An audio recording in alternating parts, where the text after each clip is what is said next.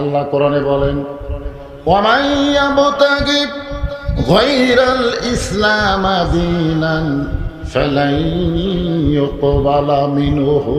ইসলাম ছাড়া অন্য কোনো ধর্মকে যদি গ্রহণ করে আল্লাহ বলেছেন সেইটা কবুল করা হবে না।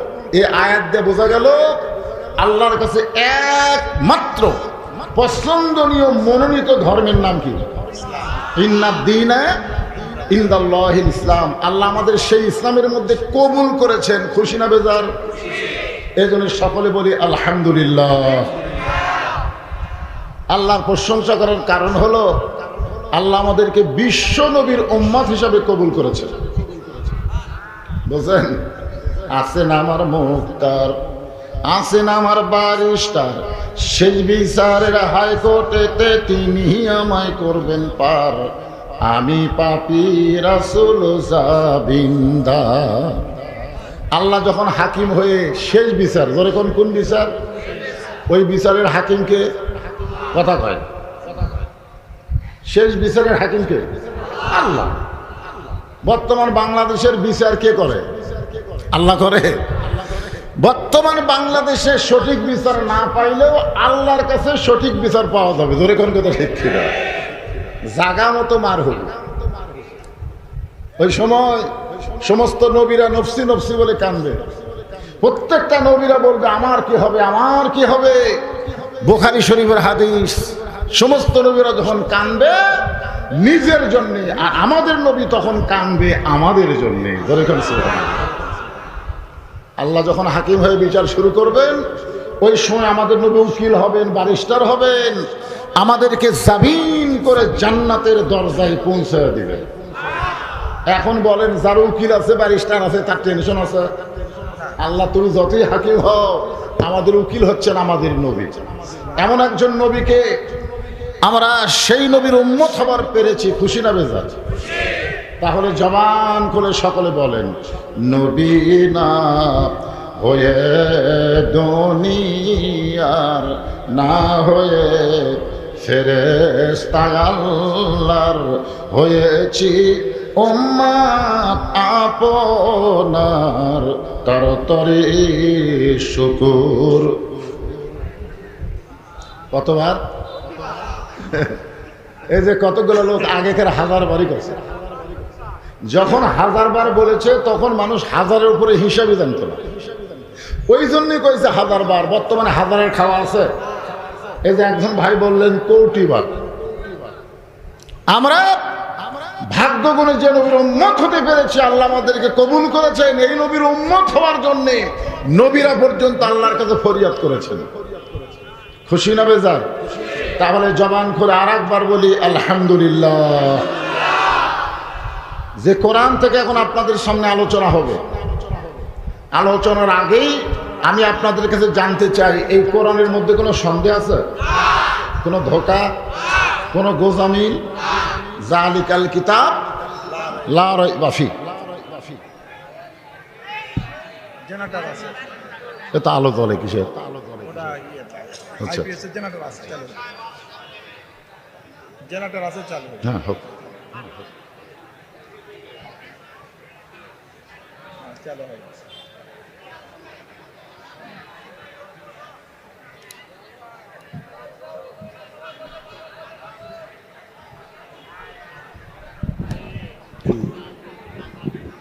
ঠিক আছে ঠিক আছে।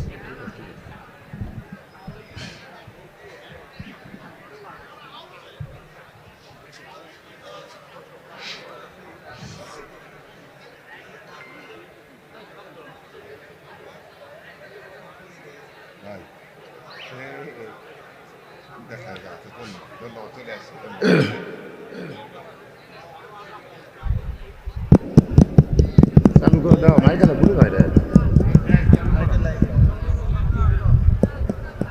জেনারেটর ভাই না না না জেনারেটর, হ্যাঁ জেনারেটর ওলা আলো নাই যে জেনারেটর। হ্যাঁ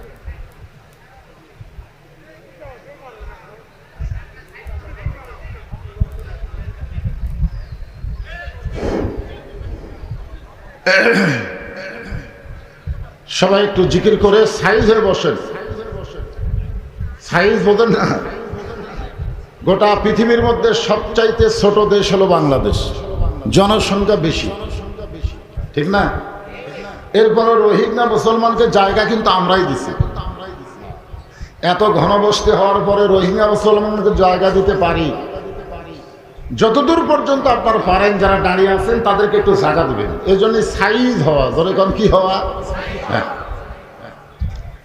একটু জিকির করে লা ইলাহা ইল্লাল্লাহ, লা ইলাহা, লা ইলাহা ইল্লাল্লাহ মুহাম্মাদুর রাসূলুল্লাহ সাল্লাল্লাহু আলাইহি ওয়াসাল্লাম। শুরু করেছে এই কোরআনের মধ্যে কোনো সন্দেহ? জালিকাল কিতাব লা রাইবা ফীহি হুদাল লিল মুত্তাকিন। পাইকারি হারে সবাইকে কোরআন হেদায়েত দিবে না, কারণ কোরআন শোনার জন্য আবু জেহেল এক নম্বর। কয় নম্বর? আপনারা তো সামনে বসে কোরআন শুনতেছেন, আর আবু জেহেল সামনে বসার সুযোগ পায়নি, পিছনে দাঁড়ায় দাঁড়ায় সারা রাত শুনছে। কয় নম্বর? এক নম্বর। বসার চান্স হয়নি, দাঁড়িয়ে থেকে শুনছে। সকালবেলা এসে মিটিং এর মধ্যে বলতেছেন, এত সুন্দর কোরআনের বাণী, রাতটা কোন দিক দিয়ে গেল বুঝবারই পারিনি। মানে এত সুন্দর কোরআনের বাণী, রাত চলে গেছে বোঝাই যায় না। আপনারা বলেন তো আবু জেহেল কোরআনের পক্ষে কথা কইছে না বিপক্ষে? বিপক্ষে কেমনে হলো? এত সুন্দর কোরআনের বাণী, রাতটা কোন দিক দিয়ে গেল আমি বুঝবারই পারিনি। তা আবু সুফিয়ান বলে, নেতা, যেই কোরআন শুনতে সারা রাত কোন দিক দিয়ে যায় বোঝা যায় না, সেই কোরআনকে গ্রহণ করলে অসুবিধা কি? কোরআনকে গ্রহণ করলে অসুবিধা কি আছে? আবু জেহেল বলতেছে, আবু সুফিয়ান এমন কথা কইছিস যার উত্তরে জোরে বলা যাবে না, কারণ তুই তো কথা বলতেছিস কোরআন গ্রহণ করলে অসুবিধা কি, এটা জোরে বলা যাবে না, কারণ হক কথা। জোরে কোন কি কথা? হক কথা জোরে বলা যাবে না, এই কথা আস্তে বলা লাগবে। আবু জেহেলও পর্যন্ত হক কথা জোরে বলেন। আবু জেহেল কিন্তু জানে আমাদের নবী বিশ্ব নবী, কিন্তু এই কথাটা তিনি জোরে বলেন নাই, কারণ জোরে বললেই সমস্যা। তো এখন তুই আমার কাছে আয়। আবু সুফিয়ান যে কাছে আইছে, কানে কানে বলতেছে, এই কোরআনকে যদি গ্রহণ করা হয় তাহলে তোর আমার নেতৃত্ব চলবে না, আসল নেতা হয়ে যাবে আব্দুল্লাহর ইতিম পোলা। আল্লাহর কোরআন যখন সমাজে চালু হবে, দুনিয়ার ভুয়া নেতাদের চলন বন্ধ হয়ে যাবে। ধরে কোন কথা ঠিক কিনা? এখন সমস্যা হলো, এই কোরআন খালি শুনলে হবে না, ধরা লাগবে। আবু বকর রাদিয়াল্লাহু খালি শুনছে, ধরেছে। সামিনা ও তাআনা, শ্রবণ করতে হবে গ্রহণ করার নিয়তে। এখন যদি আপনাদেরকে বলি কোরআনটা ধরেন, আপনারা অনেকেই আছেন কোরআন ধরার মতন যোগ্যতাও নাই, কারণ কোরআন ধরবার গেলে নিজের শরীর আগে পবিত্র হওয়া লাগবে। ধরে কোন ঠিক কিনা? আল্লাহ কোরআনে বলেছেন, লা ইয়ামাসসুহু ইল্লাল মুতাহহারুন। ততক্ষণ পর্যন্ত তুমি কোরআন শরীফ স্পর্শ করতে পারবা না যতক্ষণ পর্যন্ত তুমি পবিত্র না হবা।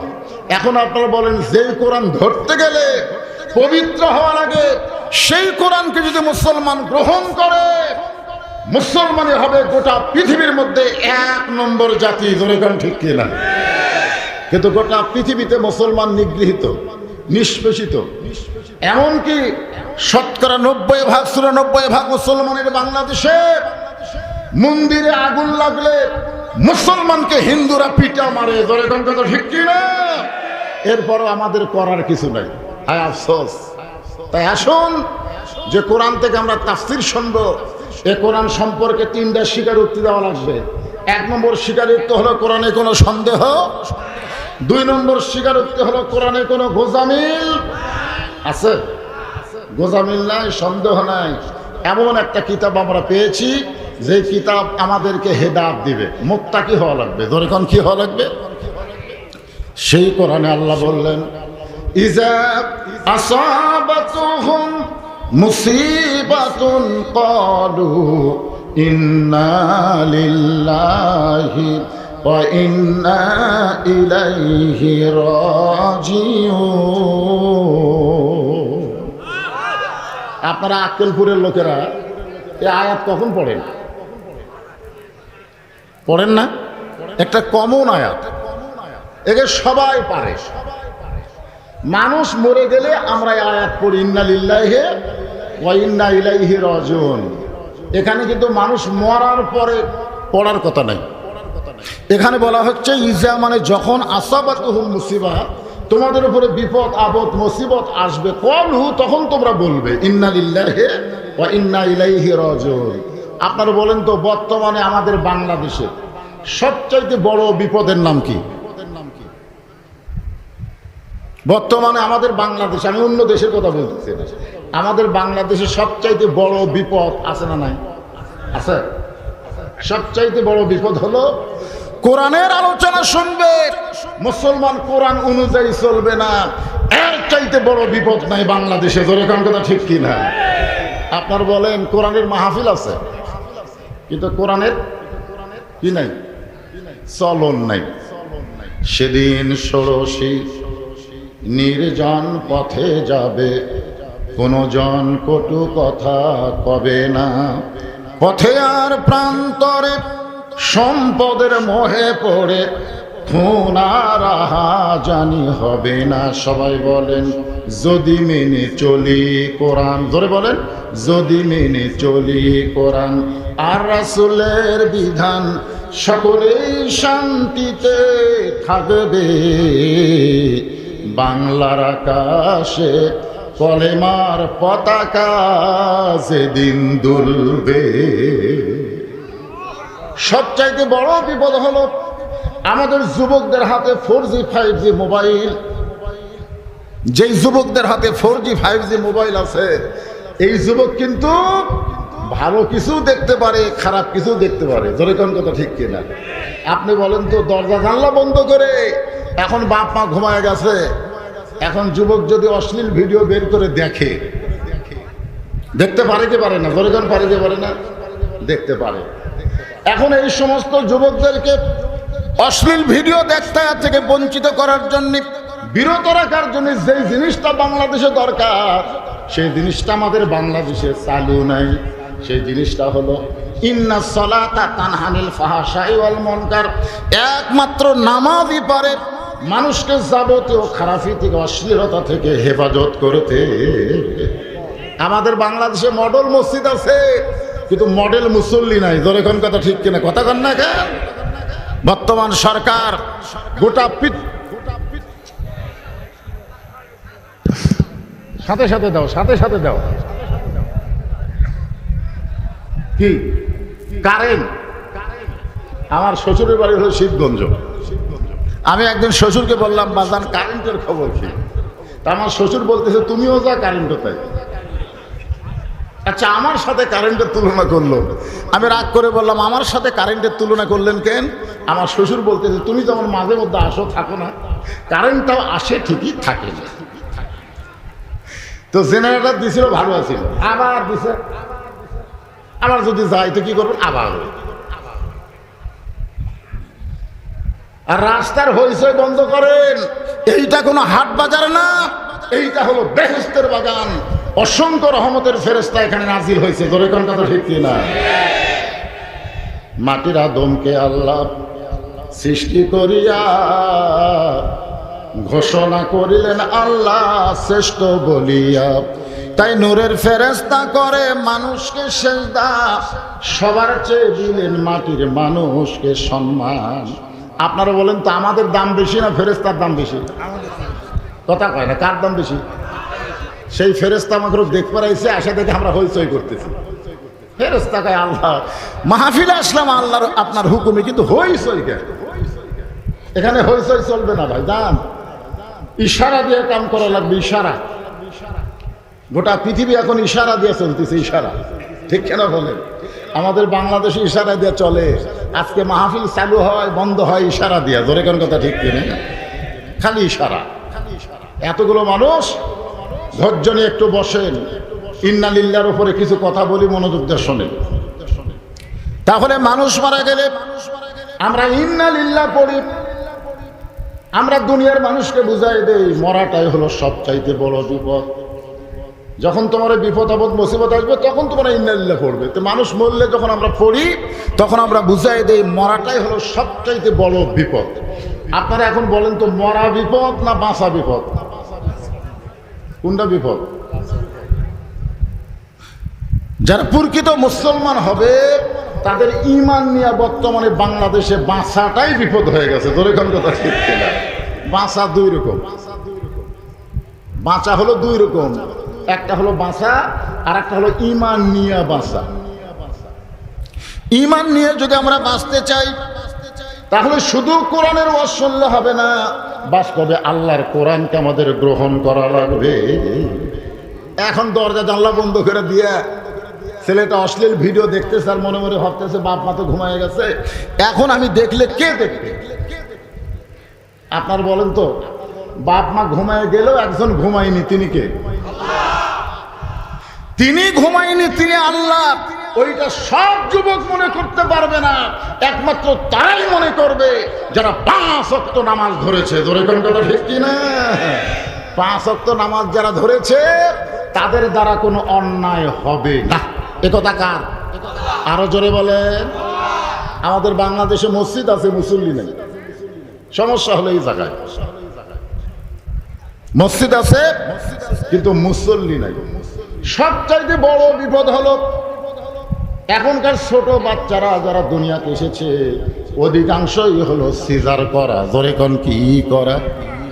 সবচাইতে বড় বিপদ হলো মায়েদের পায়ের তলে জান্নাত, সেই মায়েরা প্রসব বেদনা সহ্য করবে না, পেটের বেদনা উঠলে সিজার করে। ধরে কোন কথা ঠিক কিনা?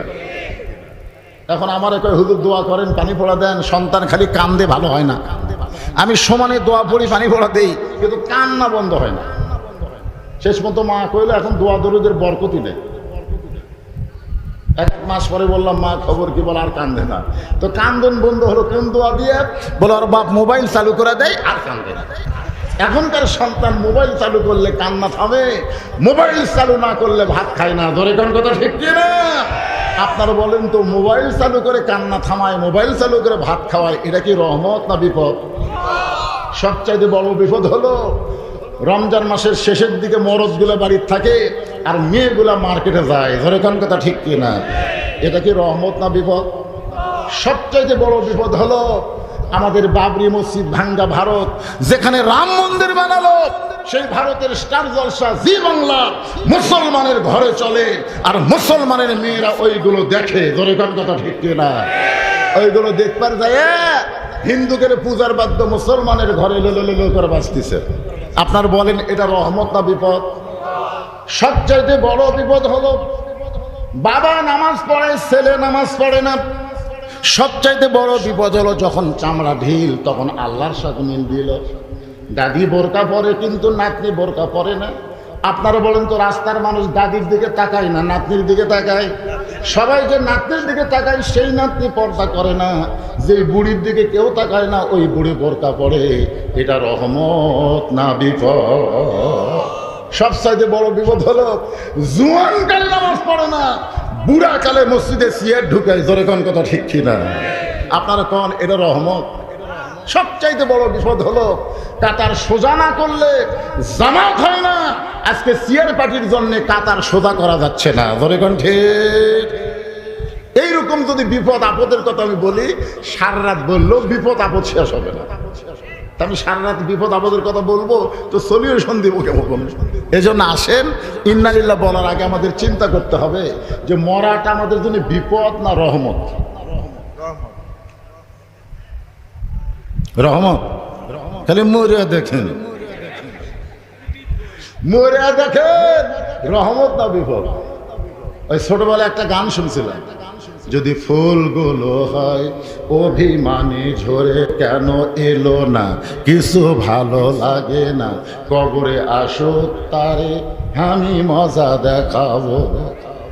এটা না মরলে তো মজা দেখা যাবে না।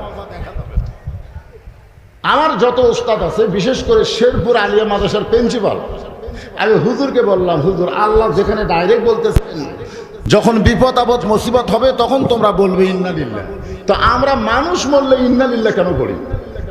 আমার হুজুর বলতেছে বাজান আগে থেকে যেটা হয়ে আসতেছে খামাখা, তার মধ্যে তুই আর ফেতনা করিস না, যেটা হয়ে আসতেছে আগে থেকেই আমরাও সেটাই করি। এর মধ্যে আবার কেন বলি এগুলো ফেতনা? আগে থেকে 20 রাকাত হয়ে আসতেছিল, এখন আবার কেউ কেউ 8 রাকাত। জোরে কোন কথা ঠিক কিনা? এটা কি ফেতনা? তুই আর ফেতনা বাঁধাস না বাবা। আমি বললাম হুজুর আমার মাথা খেলতেছে না, মানুষ মরলে ইন্না লিল্লাহ কয় আর সারা জীবন কয় না। অথচ আল্লাহ বলেছেন যখনই তোমাদের উপরে, যখন ইজা মানে কি যখন, যখন তখন বিপদ আসবে, জোরে কোন কথা ঠিক কিনা, তখন তোমরা বলবে ইন্না লিল্লাহি ওয়া ইন্না ইলাইহি রাজিউন। আমার হুজুর আমাকে বলল মরাটাই হলো সবচাইতে বড় বিপদ, এই জন্যই মানুষ মরলে আমরা ইন্না লিল্লাহ পড়ি। আমি চিন্তায় পড়ে গেলাম আসলেই কি মরাটা বিপদ? এই যে এক ছেলে আমাকে কিন্তু বলেছে, আমি যখন বলছি আপনারা কেমন আছেন, সবাই বলছেন আলহামদুলিল্লাহ। এখান থেকে এক ছেলে বলছে হুজুর আপনি কেমন আছেন? আমি কিন্তু তার উত্তর দেইনি, না দেওয়ার পেছনে কারণ আছে। যেরকম কারণ আছে না নাই, বিশেষ কারণ আছে। যে আমি কেমন আছি এইটা এখন বলবো না, এইটা বলবো ওয়াজের শেষে। কারণ এখন বললে হট্টগোল গন্ডগোল হতে পারে। হয়তো বলবেন হুজুর আপনি কেমন আছেন, এটা বললে হট্টগোল হবি। কারণ বর্তমান শ্রোতারা ভালো আছে, বক্তারা খুব একটা ভালো নাই। এখন কথা ঠিক, সমস্যা হলো ওই জায়গায়।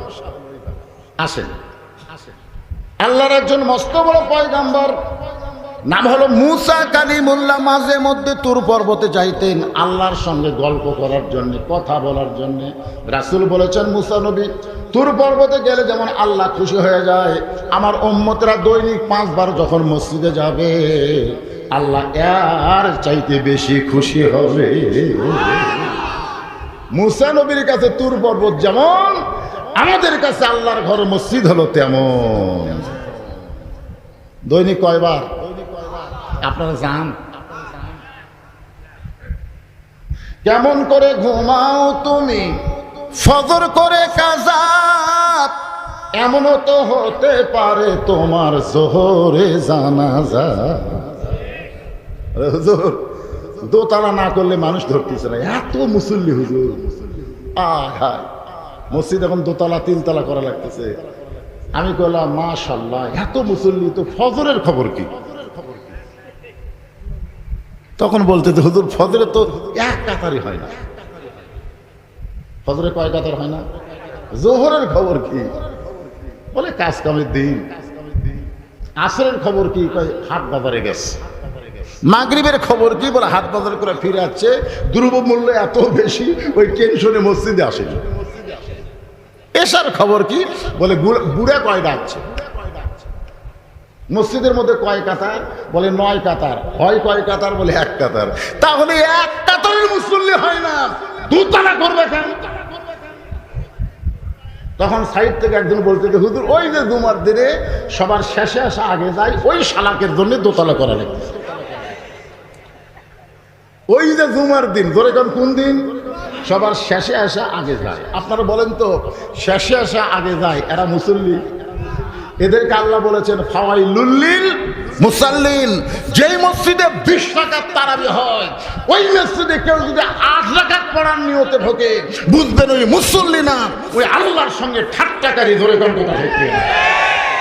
তোমার যদি 8 রাকাত পড়ার এতই ইচ্ছা থাকে, 8 রাকাত যেটি আছে সেটি দাও।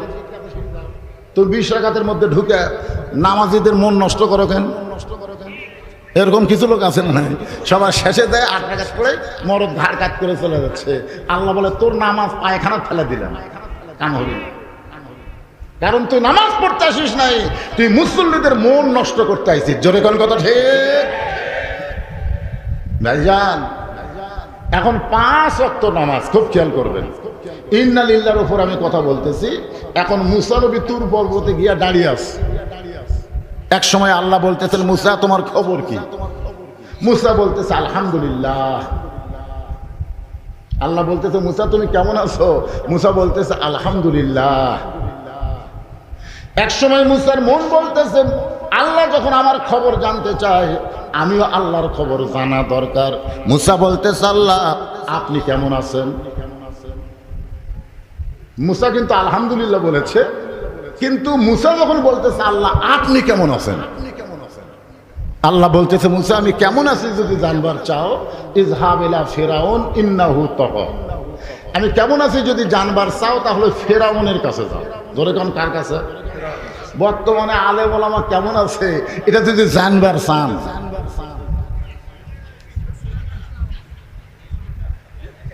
কি জায়গা মতো যাওয়ার দরকার আছে না?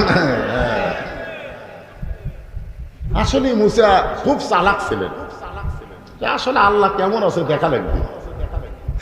দেখার জন্য ফেরাউনের দরবারে যায়, দেখে ফেরাউন সিংহাসনে বসে একটা জিকির করতেছে, আনা রব্বুকুমুল আলা, আনা রব্বুকুমুল আলা, আমি হলাম সবচাইতে বড় আল্লাহ। মুসা চিন্তা করে এখনই তুর পর্বতে যার সঙ্গে কথা বললাম তিনি কে আর এটা কে?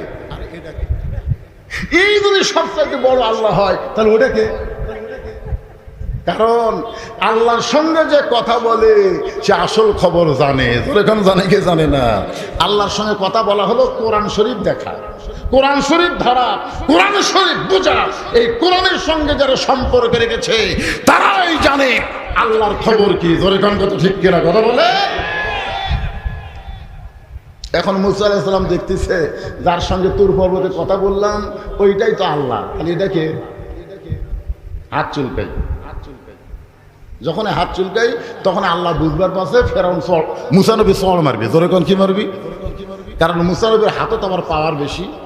এ চড় দিয়ে আজরাইলের চোখেরই মনি উল্টে দিছে। কি দিয়ে? চড় দিয়ে।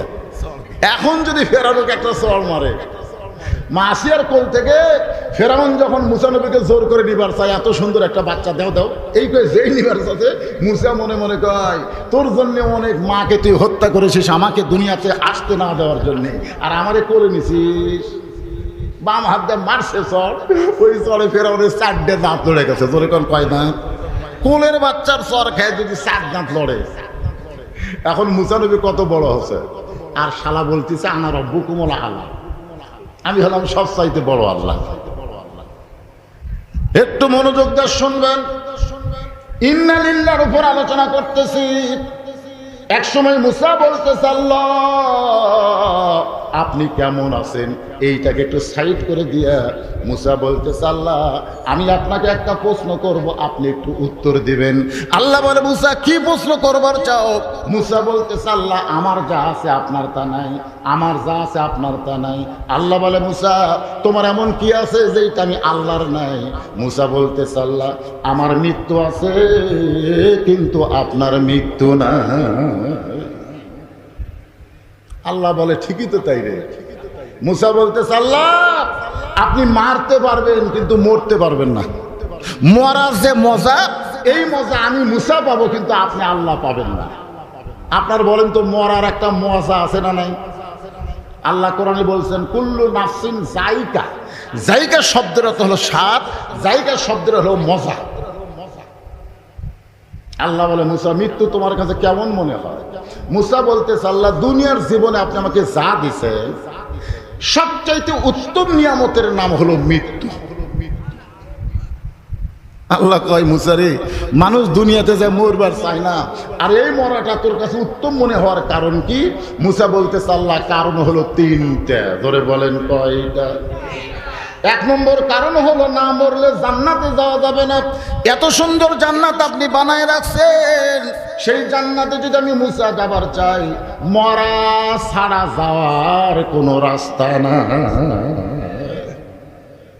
বাংলাদেশের মানুষ মরবার চায় না, পুলিশ ধরার ভয়ে গোরস্থানের ঢুকে আছে। প্রত্যেক বাড়ি বাড়ি পুলিশ যে হারে ঘুরতেছে, এখন ওই ভয়ে গোরস্থানে একটা কবর খুঁড়ে ওই জায়গা ঢুকে থাকে। এই 7 তারিখে ভোট হলো না, ভোটের আগে পুলিশ প্রতিদিন বাড়িতে আসে, বাড়িতে নাই, ওই গোরস্থানে শুয়ে থাকে, কবরের মধ্যে শুতে, নিচে খেয়ার উপরে কম্বল দিয়ে বউকে বলতেছে খবর কি? বলে যেখানে আছেন ভালো থাকেন, আসেন না। তখন বলে আলহামদুলিল্লাহ আমি নিরাপদে আছি। আপনারা বলেন লোকটা কুটি আছে, বাড়িতে আছে না কবরে আছে? একটা জেতা মানুষ কবরে থাকা রহমত না বিপদ? ইন্না লিল্লাহ। মাঝে মধ্যে কবরস্থানে থাকে কয় আল্লাহ বর্তমান বাংলাদেশের পরিবেশে বাড়ির থাকা গোরস্থানই নিরাপদ। ওই মরার আগেই বুঝা পারছে জোরে কর কথা ঠিক কি কার ভয়ে? আল্লাহর ভয়ে। মনে করেন আল্লাহ আজরাইলকে বলতেছে, মনে করেন বুঝানোর জন্য বলতেছি, একটু পুলিশের পোশাক পরে ওর কাছে যা। আল্লাহর হুকুমে পুলিশের পোশাক পরে গোরস্থানে এসে বলতেছে, কে রে ভাই, তুই একটা লাভ ধরে বলতেছি এই গোপন জায়গার খবর তো কে দিল? তখন বলতেছে, ভাই রে আমি হলাম আজরাইল। যেই কইছে আজরাইল, তখন বলতেছে, ভাই বর্তমানে বাংলাদেশে পুলিশ ধরার ভয়ে আজরাইল ধরার কথা আমার খেয়ালই নেই রে। মানুষ যখন পুলিশ ধরার চিন্তা করবে, আজরাইল ধরার চিন্তা ভুলে যাবে, ওইটাই হলো মুসলমানের সবচাইতে বড় বিপদ। জনগণ কথা ঠিক কিনা? আপনি যতই চেষ্টা করেন পুলিশের হাত থেকে আপনি নিরাপদ থাকতে পারেন, কিন্তু আজরাইল যদি হুকুম পায় কোন জায়গায় লুকাবেন? গোরস্থান। যে কোনো সময় আমাদের মৃত্যু হবে। এই কোরআনের মাহফিলে যারা বসে আছি সবাই বিশ্বাস করেন মরার কোনো সময়, যে কোনো ছেলেরা, যুবকেরা, এবার ঈদের দিনে 7টা ছেলে মোটর সাইকেল অ্যাক্সিডেন্ট করে মারা গেছে, খবর হয়েছে। এক ছেলে মেয়ে সহ মারা গেছে। আর বাপ মা বলতেছে যে আপনার ছেলে মোটর সাইকেল অ্যাক্সিডেন্ট করে মারা গেছে, পিছনে বউ আছিল ওটাও মরছে। বাপ কয় আমার ছেলে তো বিয়েই করেনি, বউ গুটি ভালো। লাশ নিবার যায় দেখে বেটার মাথা ধরে উইও মরছে, উইও মরছে। বাপ কই বিয়ে করেনি, কাকলে ঘুরতেছে রে। বিয়া না কইরা মেয়ে নিয়ে ঘরে ঈদের দিনে ফিল্ডিং মারে, ছোট বাচ্চার হাতে ফটকা তুলে দেয়। এইটাই মুসলমানের সবচাইতে বড় বিপদ। জোরে কোন কথা ঠিক কি না? ইন্না লিল্লাহ। কখন পড়া লাগবে আর কখন পড়তেছে? মুসা বলতেছে, আল্লাহ আপনি এত সুন্দর জান্নাত বানায় রাখছেন, সে জান্নাতে যদি যাবার চাই, মরা ছাড়া জান্নাতে যাওয়ার কোনো উপায় নাই। আমরা সকলে জান্নাত চাই কি চাই না? জোরে কোন কারা কারা চাই? আল্লাহকে একটু হাত দেখায়, হাত নামান। মাশাআল্লাহ, তোমার সব বান্দা জান্নাত চাই। তাহলে জান্নাতে যাইতে গেলে মরা লাগবেই।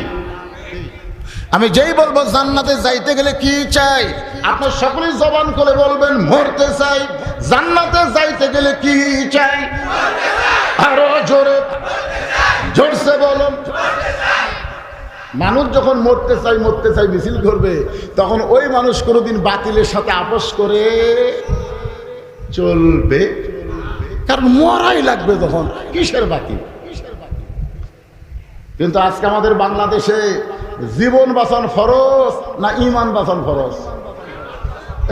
তোমার দুই কান্দে দুই মোহরি লিখিতেছেন ডায়েরি, দলিল দেখে রায় দিবে, টাকা পয়সার নাই কারবার। আমি পাপী তিনি জাবিন্দার, মনের ঘরে তালা দিয়া চাবি নিয়া আছেন সাই। আমি অদম শব্দ কি তার হুকুম ছাড়া বাইরে যাই, হুকুম ছাড়া বাইরে যাই। মনরে পারা পারে থাকলে তারা, সঙ্গে নিয়ে গাড়ি ভাড়া, জবাবদিহি করতে হবে, ধরলে টিকিট কালেক্টর।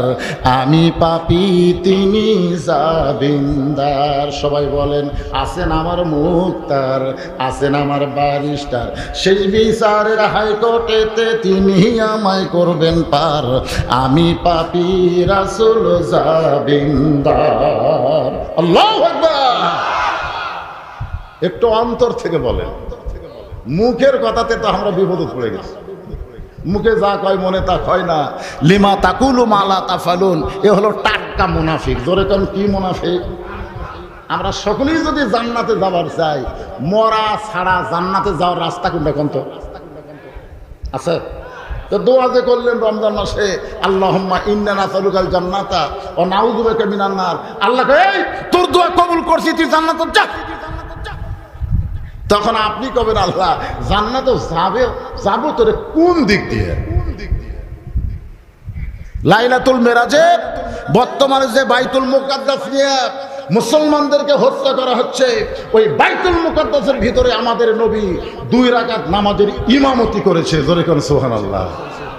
এক সময় সাহাবীরা জিজ্ঞাসা করলেন, ইয়া রাসূলুল্লাহ, দুইটাই আল্লাহর ঘর, বাইতুল্লাহ আর বাইতুল মুকাদ্দাস, এই দুইটার মধ্যে দাম বেশি কার? একটা হলো কাবা ঘর, একটা হলো বাইতুল মুকাদ্দাস, এই দুইটার মধ্যে দাম বেশি কার? আল্লাহ রাসূল বললেন, একটার দাম বেশি আর একটার সম্মান বেশি। দাম বেশি হচ্ছে আল্লাহর ঘর কাবার, আর সম্মান হচ্ছে আল্লাহর ঘর বাইতুল মুকাদ্দাস। সম্মান হওয়ার কারণ হলো কাবা ঘরের মধ্যে সমস্ত নবী রাসূল ঢুকতে পারে না, ঘরটা খুব ছোট, এই ঘরের মধ্যে এত নবী রাসূল কেমনে ঢুকবে? কিন্তু বাইতুল মুকাদ্দাসের মধ্যে সমস্ত নবী রাসূলকে আল্লাহ ঢুকাই দিয়েছে। ধরে কর সুবহানাল্লাহ। জিবরাইল বললেন, হুজুর আপনার পিছনে যারা ইক্তেদা করলো সব নবী রাসূল। আল্লাহ রাসূল বলেন, আমি একটু তাদেরকে দেখবার চাই। সঙ্গে সঙ্গে জিবরাইলকে মেম্বরের ব্যবস্থা করলেন, ওই মেম্বরের নবী দাঁড়ায় সমস্ত নবী রাসূলের দিকে তাকায় আছেন। আল্লাহ রাসূল দেখতে পায় সমস্ত নবী রাসূলের চেহারা আলোকিত, কিন্তু একটা নবীর চেহারার কোনো আলো নাই। জোরে কান কি নাই? নবী বললেন, সব নবীর চেহারা থেকে আলো আসে, ওই নবী কি করলো, আলো নাই কেন? জিবরাইল বললেন, হুজুর আপনি তাকে ডাকেন। মাইকের সাউন্ড নষ্ট হয়ে গেল। জিবরাইল বললেন, হুজুর আপনি তাকে ডাকেন। এবার আল্লাহ নবী ডাক দিয়ে বললেন, আপনার নাম কি? বলে, আমার নাম ঈসা আলাইহিস সালাম। তাহলে সবার চেহারা থেকে আলো আসতেছে, আর আপনার চেহারার মধ্যে আলো না থাকার কারণ? ঈসা বলতেছে, সমস্ত নবী রাসূল জান্নাত থেকে আপনার পিছনে এসে নামাজ পড়লো, কিন্তু আমি জান্নাত থেকে আসতে পারি নাই। আল্লাহ নবী বলেন, ওগো ঈসা, সমস্ত নবী জান্নাত থেকে আসলে আপনি জান্নাত থেকে কেন আসতে পারলেন না? ঈসা বলতেছেন, এখন পর্যন্ত আমার মৃত্যু হয় নাই, আমি না মরলে জান্নাতে কেমনে যাই? এ কথার দ্বারা বোঝা গেল জান্নাতে যাইতে গেলে মরা লাগ। কথা কন না কেন? মরা। আপনাদের কাছে মৃত্যুই কঠিন মনে হচ্ছে জান্নাতের চাইতে? সবাই একটু এক বাক্যে সমস্যা বলবেন, জান্নাতে যাইতে গেলে কি চাই? আরো জোরে। আল্লাহ বলে, মুসা মৃত্যুকে পছন্দ করার 2 নম্বর কারণ কি?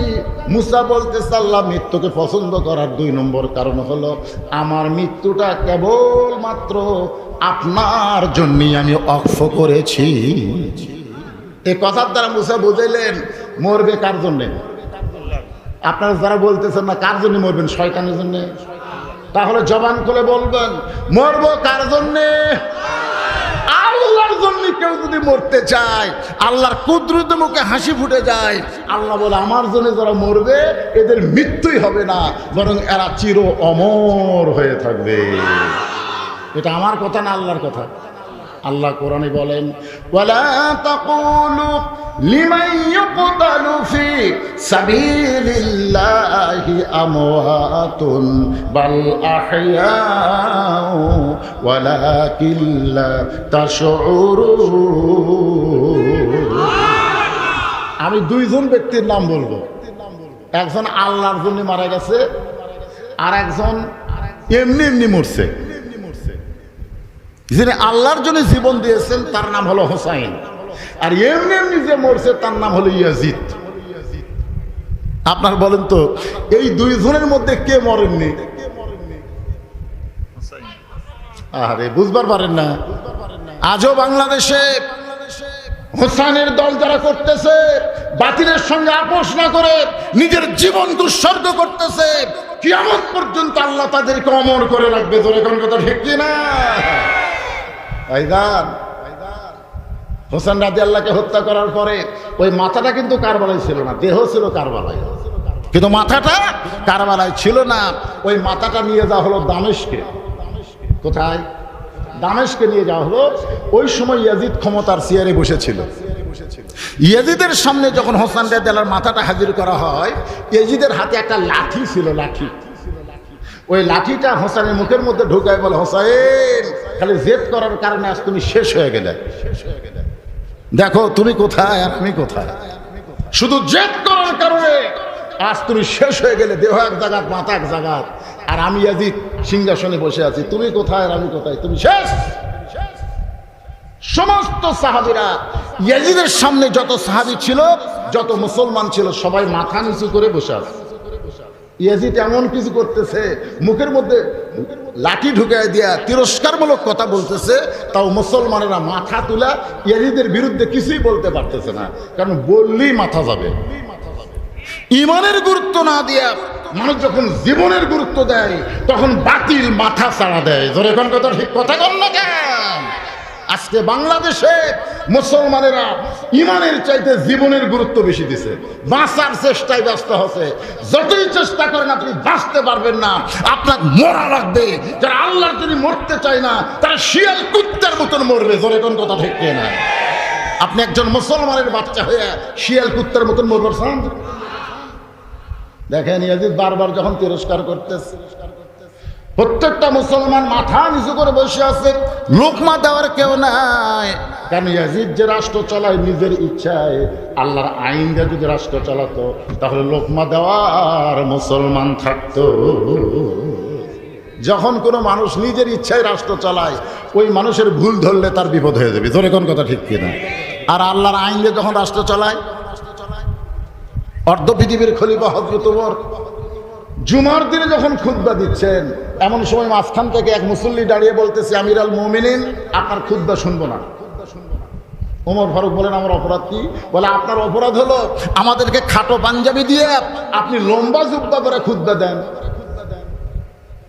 আমাদেরকে খাটো পাঞ্জাবি দিয়ে আপনি লম্বা জুব্বা কোথায় পেলেন?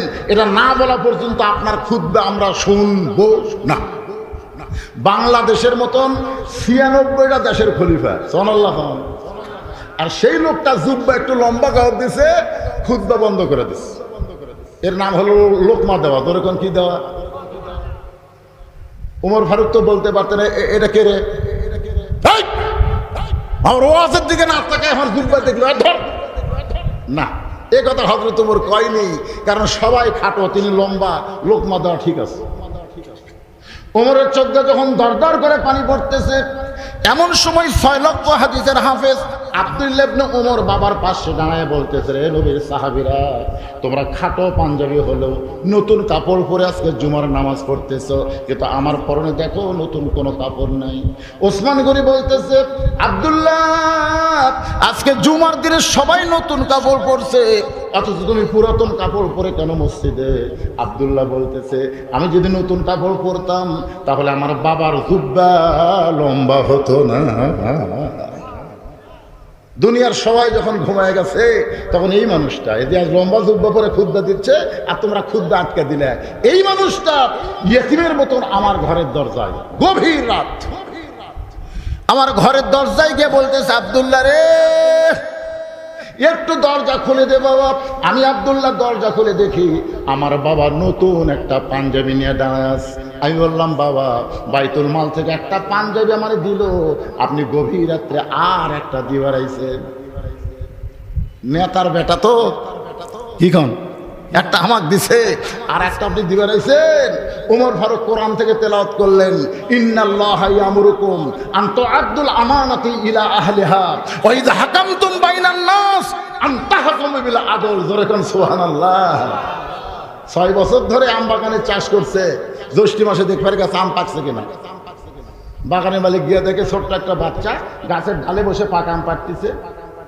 বাগানের মালিক কয়, আমি খাইনি, পরিবারের কেউ খাইনি, আর তুই আমার গাছে ছোট আম পাড়তেছিস, তোর বাপকে যা বিচার দেবো রে, তোর বাপকে যা বিচার দেবো।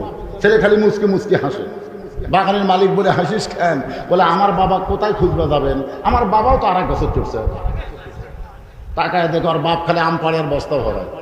গাছের নিচে বসে কান্দার বলে, আল্লাহ, বিচার দেবো কার কাছে? বেটাও চোর, বাপও চোর। আজকে বাংলাদেশের বিচারের অবস্থা এমন হয়ে গেছে। জোরে কোন কথা, ঠিক কিনা? কার কাছে বিচার দেবেন? মুরগি চোরাক মেম্বরের কাছে নিয়ে যাচ্ছেন, মেম্বর গম চুরি করে, চাউল চুরি করে। জোরে কোন কথা, ঠিক কিনা? চোর কোনোদিন চোরের বিচার করতে পারে না। আব্দুল্লাহ বলতেছে, বাবা, তাহলে গভীর রাত্রে পাঞ্জাবি নিয়ে আমার দরজায়।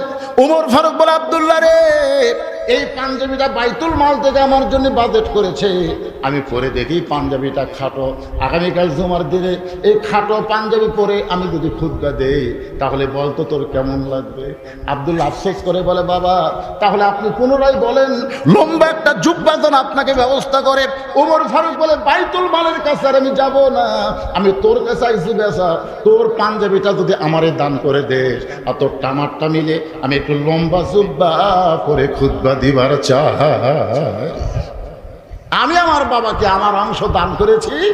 সারা রাত ধরে বাবা তার কাপড় আমার কাপড় একত্র করে লম্বা জুব্বা বানায় এখন খুতবা দেয়।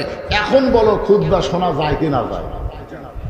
সমস্ত মুসলমান কান্দার বলে, আল্লাহ তোমার কোরআন দিয়ে যখন রাষ্ট্র চলবে এমন মহান ব্যক্তিদেরকে নেতার আসনে দেখা যাবে। ধরে খান সুবহানাল্লাহ। আর মানুষের তৈরি আইন দিয়ে যখন সমাজ চলবে চোর বাটপারদেরকে দেখা যাবে। জোর কথা কন না কে? লোকমার দরকার আছে না নাই? কিন্তু না, সব মাথা সবাই কান দিচ্ছে, বুঝেছেন না? হোসেনের হাফসে কান দিচ্ছে কিন্তু মাথা তুলে, কারণ জীবন বাঁচান ফরজ যায়। মাথা তুলে খালি তাকালি এজিদকে ধর, কেউ আর মাথা তুলতেছে না। সবাই জীবন বাঁচানো ফরজ মনে করে, ইমাম যা হয় হোক। সবাই যখন মাথা নিচু করে বসে আছে এমন সময় 80 বছরের একজন বুড়ো মানুষ লাঠিতে ভর দিয়ে দাঁড়ায় গেছে। জোরে গান সুবহানাল্লাহ। দাঁড়াইছে। বসা থাকা যাবে না, দাঁড়ান লাগবে। অন্যায় অপকর্ম দেখলে আর বসে থাকার সুযোগ নাই, সব মুসলমানকে দাঁড়াতে হবে। জোরে গান কথা ঠিক। আমরা এত দুর্বল হয়ে গেছি, সারাদিন আক্কেলপুর বাজার করি আর নামাজের সময় মসজিদে গেলে চেয়ারত বসি। জোরে গান কথা ঠিক কিনা? ফেরেশতাকে আল্লাহ আর কান্দের ফেরেশতা। এই শয়তান সারাদিন ঘুরলো, 10 কেজি ব্যাগ দিয়ে বাজার থেকে বাড়ি গেল, আমার বসা লাগলো না। আর তোমার ঘর তাই সে চেয়ারত বসলো। আর যে জিজ্ঞাসা করেন, কে ভাই চেয়ারত বসলেন কেন? শরীরে বল পাই না বাবা, শরীরে বল। ও হাট বাজারত বল পায়, মসজিদের মধ্যে ঢুকলেই দুর্বল হয়ে যায়। আপনি জানেন জামাত পড়া যেমন ওয়াজিব, কাতার সোজা করা হলো তার চাইতে বড় ওয়াজিব। জোরে কোন কথা ঠিক? সাহাবীরা বললেন, হুজুর কাতার কেমনে সোজা করব? আল্লাহ রাসূল বললেন, পায়ের গোড়ালির সঙ্গে গোড়ালি মিল করে তোমরা কাতার সোজা করো। যেই বেটা চেয়ারে বসে ওই বসলো কুটি আর গোড়া গেল কুটি। এই জন্য ফতুয়ার কিতাবে বলা হচ্ছে, এইরকম লোক যদি মসজিদে আসে, আপনারা 4-5 জন শক্তিশালী যুবক যারা ওর চেয়ার সহ ধরবেন। যাই চেয়ারে বসছে আর চেয়ার সহ ধরে, যেরকম আগে ঢুলিত করে নতুন বউলিয়া যেত, ঠিক ওইভাবে ঢুলি বেটা চেয়ার সহ ধরে আস্তে করে বারান্দা থবেন। তোর যদি এত নামাজ পড়ার মন চায়, সামনে কাতার না, এই কাতারের মধ্যে না বারান্দা থাক। কারণ তোর কারণে আমাদের জামাত থাকা রাখবো না। জামাতে নামাজ আদায় করতে গেলে কাতার সোজা হবে। জোরে কণ্ঠে। নামাজের মধ্যে যে কয়টা ফরজ আছে তার মধ্যে একটা ফরজ হলো দাঁড়িয়ে নামাজ পড়া। আল্লাহ কোরআনে বলেছেন, কুমু লিল্লাহি কানিতিন, দাঁড়াও, আনুগত্য নিয়ে দাঁড়াও। চেয়ারে বসলে কোনোদিন আনুগত্য হয় না। নবী সাহাবেরা কোনোদিন চেয়ারে বসে নামাজ পড়েনি। এখন মক্কা মদিনার তা ঘুরে আসা কয়, হুজুর ফতুয়া যতই মারেন মক্কার দিকে আইছি। আরে পাগলা, মক্কা দলিল না, দলিল হলো আল্লাহর কোরআন। ধরে কোন ঠিক কেনা? একটু মনোযোগ দা, কথাগুলো শুনতে হবে। 80 বছরের একজন সাহাবী লাঠিতে ভরতে দাঁড়ায় বলতেছে, ইয়াজিদ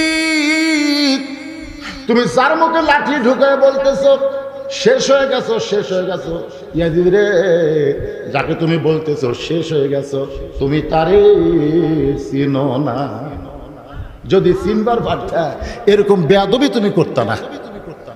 তুমি যার মুখে লাঠি ঢুকায় তিরস্কার করতেছো, হোসাইন তুমি শেষ। আমি জানি এইটাকে। আমি 10 বছর একাধারে নবীর বাড়িতে খেদমত করেছি। কয় বছর? আমি একদিন নবীর পাশে দাঁড়ায় আছি, আল্লাহর নবী নফল নামাজের নিয়ত করলেন। নবী যখন রুকুর থেকে সেজদাত গেছে, এমন সময় যার মুখে লাঠি ঢুকেছে ওই হোসাইন তখন ছোট্ট ছিল, ফুট থেকে দৌড়ে এসে নবীর পিঠে চড়ে বলতেছে, চল ঘোড়া চল, চল ঘোড়া চল। আমি দৌড়ে গিয়ে হোসাইনকে নবীর পিঠ থেকে নামাবার চাই, কিন্তু আল্লাহ নবী নামাজ পড়া অবস্থায় হাতের ইশারা করলেন নামাজ না। কিন্তু যখন হোসাইন নবীর পিঠে থাকার পরে এক সময় বলতেছে, যে ঘোড়া চলে না এই ঘোড়ার পিঠে বসে আমি থাকবো না। এবারে ছোট্ট হোসেন রাগ করে যখন চলে যায়, এক সময় নবী নামাজ শেষ করে যখন সালাম ফিরায়, আমি বললাম, ইয়া রাসূলুল্লাহ, হোসেন বেয়াদবি করতেছিল আপনার পিঠে চড়ে, চল ঘোড়া চল, চল ঘোড়া চল। আমি তখন হোসেনকে পিঠ থেকে নামাবার চাইলাম, অথচ আপনি ইশারা করলেন নামাজ না। কারণ কি? রাসূল বলে, আনাস রে, আমি হোসেনকে পিঠ থেকে নামাবার চাইছিলাম, কিন্তু নামাজের মালিক আল্লাহ ডাকতে, হাবিব আপনার পিঠে চলে যেই বাচ্চা ঘোড়া ঘোড়া খেলতেছে, আমি আল্লাহ তাকে এতই ভালোবাসি, যতক্ষণ আপনার পিঠে বসে থাকবে আপনি তাকে পিঠ থেকে নামাবেন না। যে হোসাইন নানার পিঠে চড়ে চল ঘোড়া চল, চল ঘোড়া চল বলে, নানা তাকে আদর করে মুখের চুমা খায়, আর তুমি সেই মুখের মধ্যে লাঠি ঢুকায় বলতেছ হোসাইন তুমি শেষ, শেষ। সাহাবীরা নবীর ওয়াজ শুনতেছে, পাগলের মতন নবী যখন কথা বলে সাহাবীরা অন্তরের খাতায় সেটা নোট করে, জোরে কেন সুবহানাল্লাহ। পাগলের মতন যখন আলোচনা শুনতেছে, এমন সময় হোসাইন দূর থেকে বলতেছে, নানু ভাই সারাদিন খালি সাহাবীর নিয়ে থাকবা, আমাকে নিবা না? আমি একটু তোমার কাছে যাবার চাই। 1 নম্বর সাহাবী আবু বকর বলতেছে, হুযায়ফা যা কাটটা, ওই যদি এখন নবীর কাছে আসে, নবী তো লাঠি নিয়ে ব্যস্ত হয়ে যাবে, আমাদের কথা আর মনে থাকবে না, কারণ নবী নাতিকে এত ভালোবাসে। আবু বকরের কথা মতো হুযায়ফাতুল ইয়ামিন এক দৌড়ে গিয়ে হোসেনকে বুকের মধ্যে নিয়ে বলে, হোসাইন এখন তুমি নানার কাছে যাইও না, কারণ তোমার নানা এত দামি দামি ওয়াজ করতেছে আর সাহাবীরা পাগলের মতো ওয়াজ শুনতেছে, এখন নানার কাছে যাইও না। সঙ্গে সঙ্গে হোসেন চিল্লায় বলে, রে নানার সাহাবীরা, আমার নানাকে চিনো বলে আমাকে নানার কাছে যাবার দিচ্ছ না? আজকে শুনে নাও, যে নানার ওয়াজ শুনতে তোমরা পাগল, ওই নানার চাইতে আমি কোনো অংশে ছোট না। যেই কইছে কোন অংশে ছোট না, সঙ্গে সঙ্গে ওই সাহাবীদের মধ্যে একজন ওয়াজ শুনতেছিল, তার নাম হলো আলী। ধরে কেন তার নাম কি? রাসূল বলেছে, আনা মাদিনাতুল ইলমি ওয়া আলিউ বাবুহা, আমি হচ্ছে ইলমের শহর, আলী হচ্ছে সেই শহরের দরওয়াজা। তাহলে কেমন শ্রোতা চিন্তা করে। কিন্তু এই কথা শোনার পরে আলী আর বসে থাকলেন না, এক দৌড়ে এসে হুযায়ফার কোল থেকে হোসেনকে কাইডা নিয়ে বলতেছে, এই পুস্কা কার সঙ্গে তুলনা করিস? ওরাফানা লাকা যিকরা, যাকে আল্লাহ তাআলা সবার উপরে সম্মান দান করেছে, ধরে কেন সুবহানাল্লাহ। আর তুই বলিস এই নানার চাইতে আমি কোন অংশে ছোট না? এ মুখ দিয়ে কি আজে বাজে কথা বলিস? এই বলে মুখের উপরে এত ঠাসি মারছে, নিচের দাঁত উপরে লফ কাটে গেছে। এক সময় হযরত আলী যখন হোসেনের মুখ থেকে হাতটা টান দেয়, সঙ্গে সঙ্গে হোসেন বলে, রে নানার সাহাবীরা, আগে আমি একজন সাহাবীর কোলে ছিলাম, এবার আমার বাবার কোল থেকে বলতেছি ওই নানার চাইতে আমি অনেক বড়। যেই বলছে নানার চাইতে বড়, ওই সাহাবীদের মধ্যে একজন শ্রোতা, যার নাম হলো হযরত উমর। ধরে কার নাম কি? উমর চিৎকার করে বলে, আলী রে, আমার নবীর সঙ্গে বেয়াদবি সহ্য করতে পারবো না, তোমার হোসেনকে তুমি সামাল দাও। সঙ্গে সঙ্গে আলী যখন হোসেনকে নিয়ে যাবার চায়, এমন সময় আল্লাহর নবী দাঁড়িয়ে বললেন, রে আলী, আমার কলিজাকে আমার কাছ থেকে আলাদা করিস না। বলতেছেন আমার নাতিকে, আল্লাহ রাসূল বলতেছেন আমার কলিজাকে আমার কাছ থেকে আলাদা করিস না। সঙ্গে সঙ্গে হযরত আলী যখন হোসেনকে ছাইড়া দেয়, হোসেন এক দৌড়ে এসে নবীর বুকে ঝাঁপ দেয়, বলে, না না, আমি আমার জীবনের চাইতে আপনাকে বেশি ভালোবাসি। না না, আপনার ওই সাহাবী আপনার কাছে আশীর্বাদ দেয়নি, এ কারণে রাগ করে বলছি নানার চাইতে ছোট না। কিন্তু আমার বাপ কি কাম করলো দেখেন, দেখেন লব কাটা অক্ত বার করে দিছে, রাগ করে বলছি নানার চাইতে অনেক বড়। আল্লাহ রাসূল মুসকে মুসকে হাসে আর কয়, এ কথাটা তুমি একলাই বলো, আমি যখন একলা থাকবো তখন বলো। এতগুলো সাহাবীর মধ্যে বলেছো, উমর তো যে খাবা খেচ্ছে, তুমি কেমনে বললা নানার চাইতে অনেক বড়? হোসেন বলতেছে হিসাব করে। উমর কয়, হোসেন কি হিসাব আছে? হিসাব ছাড়া হোসেন কথা বলে না। উমর বলে, হোসেন তোমার মতো ছোট্ট বাচ্চা কি হিসাব জানো? হোসেন বলে, না না, তোমার আমার মধ্যে কথা হয়, ই মাথা মারে কে?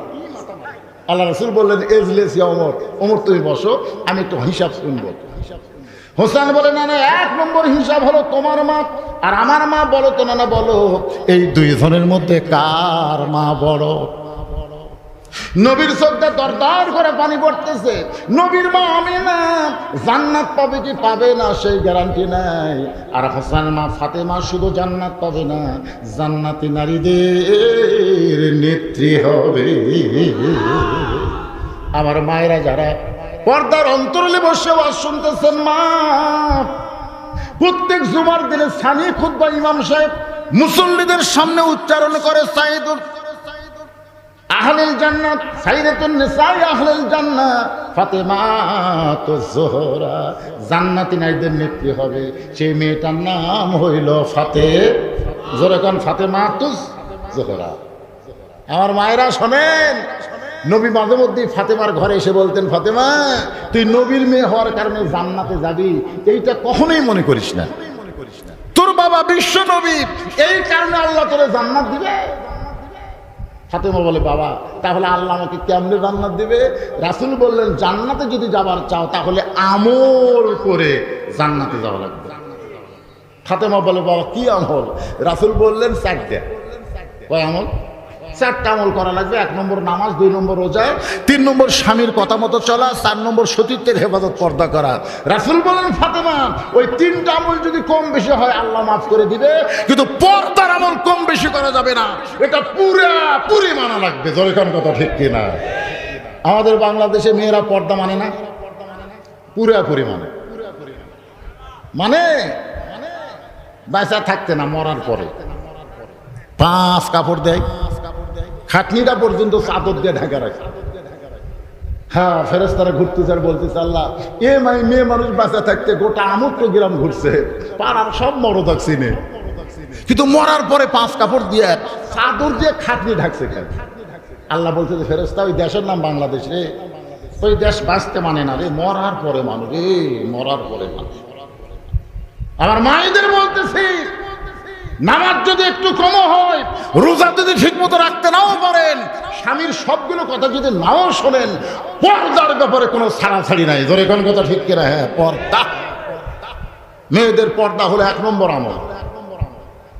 আমার মায়েরা যারা পর্দার অন্তরে বসে আছেন, আল্লাহ আপনাদের জন্য হুকুম করেছেন, অকরণা ফি বুয়ুতিকুন্না ওয়ালা তাবাররাজনা তাবাররুজাল জাহিলিয়াতিল উলা। আল্লাহু আকবার। মেয়েরা ঘরের মধ্যে থাকো, ঘরের পরিবেশ নিয়ে রাস্তায় আসো। জাহেলি যুগের মেয়েদের মতন সাজুগুজু করে রাস্তায় চলা চলবে না। এ হুকুম কার? আরো জোরে বল, হুকুম কার? আমার মায়েদের বলবো, মা আল্লাহর আইন পর্দাকে আপনারা গ্রহণ করেন। পর্দার মধ্যে যদি থাকেন, আল্লাহ আপনার পেট থেকে এমন একটা সন্তান দিবে, ওই সন্তান আল্লাহর ওলি হবে। পর্দা নিশি মায়ের পেট থেকে যেই সন্তানগুলো আসবে, ওই সন্তানগুলো আল্লাহর ইসলামী আন্দোলনের সৈনিক হবে। বেপর্দা নারীর পেট থেকে যারা আসবে, তারা কোরআনের সৈনিক হতে পারবে না। ধরে কোন ঠিক কিনা? বেপর্দা নারী যারা কি না, বিশ্ববিহায় আজকে বলবো না, বেপর্দা নারী যারা শয়তানের গোডাউন, তারা শয়তানের গোডাউন বুঝেন না? পেটের ভিতর থেকে যে মালগুলা বাড়াবে, এগুলো সবগুলো শয়তান হবে। আজকে রাস্তাঘাটে তাকায় দেখেন, মানবরূপী শয়তান কম না বেশি? রোজার দিনে হোটেলের দরজাত কালো পর্দা দিয়ে সমানে খায়। এক ছেলে আমার কয়, হুজুর 11 মাস আমার খিদা কম, রোজার মাসে এত খিদা লাগে বুঝি না। আমি বললাম, তোর মার কাছে গিয়ে বল তো কেন খিদা লাগে। তোকে আমার মা কেমনে যাবে জানবে? আরে বলেই বলতেছে, মা 11 মাস আমার খিদা কম, রোজার মাসে এত খিদা লাগে কেন? মা বলতেছে, তোর দাদি এই সর্বনাশ করছে। তুই যখন আমার পেটে ছিলি, তখন তোর দাদি আমাকে সত্য দিল যে রোজা রাখা যাবে না, রোজা রাখলে পেটেটা যদি শুকা যায়, এই জন্য জোর করে আমাকে রোজা ভাঙ্গাইছে। আমি রোজার মাসে খাইছি, তুইও খাইছিস। রোজার মাসে পেটের ভিতরে তোর খাওয়ার অভ্যাস আছে, বাইরে এসে তুই রোজা থাকবার পারবি? এই জন্য মা যদি ভালো হয়, পেটের বাচ্চা আল্লাহর ওলি হয়, ভালো একটা সন্তান যদি চান, একটা ভালো মায়ের দরকার। ধরে কোন কথা ঠিক কিনা? আপনারা বলেন তো, হাসান হোসেন যে মায়ের পেট থেকে হয়েছে, এই মাটা কেমন? আজকে সেও আমি পুরোপুরি আপনাদের করব না। আমার মা বোনদের কথা বলতে গিয়ে বললাম, মা ফাতেমার চরিত্র গ্রহণ করা লাগবে। এমন পর্দার মধ্যে ফাতেমা ছিল, রাতের অন্ধকারেই দুনিয়া থেকে বিদায় নিয়েছে, রাতের অন্ধকারে তাকে দাফন করা হলো। দাফন করার সময় কোনো মানুষ ছিল না, একজন মানুষ তাকে দাফন করে আল্লাহর কাছে ফরিয়াদ করলেন, আল্লাহ ফাতেমা পর্দা নিশি, আমি স্বামী হয়ে দোয়া করতেছি, আল্লাহ তার পর্দাকে কবুল করে নাও। এ দোয়া করার সঙ্গে সঙ্গে তাকে দেখে সামনে কয়েকটা পুরাতন কবর দেখা যায়। এই মাত্র ফাতেমার কবর দিছে, সেই নতুন কবর আর নাই। গোটা জান্নাতুল বাগে হযরত আলী দৌড়ায়, ফাতেমার কবর, ফাতেমার কবর। এখনই ফাতেমার কবর দিলাম, সেই কবরটা গেল কোন জায়গায়? আল্লাহ ডাক দিল, আলী রে ফাতেমা পর্দা নিশি, আমি আল্লাহ জোহরা ডিগ্রি দিয়া ফাতেমার কবরটাকেও কিয়ামত পর্যন্ত পর্দা করে দিয়েছি। এখন মায়েরা যদি ফাতেমার সঙ্গে জান্নাতে যাবার চায় তাহলে পর্দার দরকার আছে না নাই? দরকার আছে না নাই? আমার মায়েদের আলোচনা এখন সমাপ্ত করে মরবো আমরা কার জন্য? মুসা বলতেছে আল্লাহ মৃত্যুকে পছন্দ করার 2 নম্বর কারণ হলো আমার মৃত্যুটা কেবলমাত্র আপনার জন্য অক্ষ করেছি। আজকে যারা এখানে জীবিত অবস্থায় ওয়াজ শুনতেছে সবাই জবান থেকে বলেন আমরা মরবো কার জন্য? আরো জোরে বলে। যে লোকটা বলতেছে না ও মরবে, যে বলতেছে ও মরবে, কিন্তু 2 ধরনের মরা এক হবে না।